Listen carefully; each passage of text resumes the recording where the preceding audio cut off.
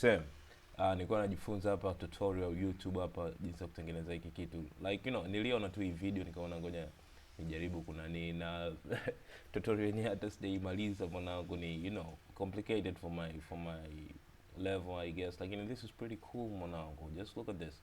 Yani inanikumbusha kama movie ya ni Edge of Tomorrow sijui ya Tom Cruise ile. Kuna wale wanyama ambao walikuwa wanatembea hivi.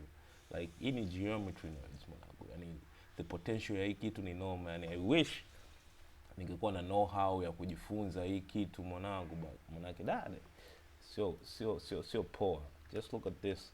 Yani nimemfollow huyu mchizi mpaka nimefika hapa nikachoka. Nikachoka na unabidi uone nini tutorial yake huyu mwamba.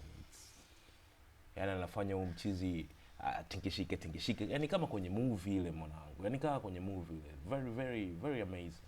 Very interesting.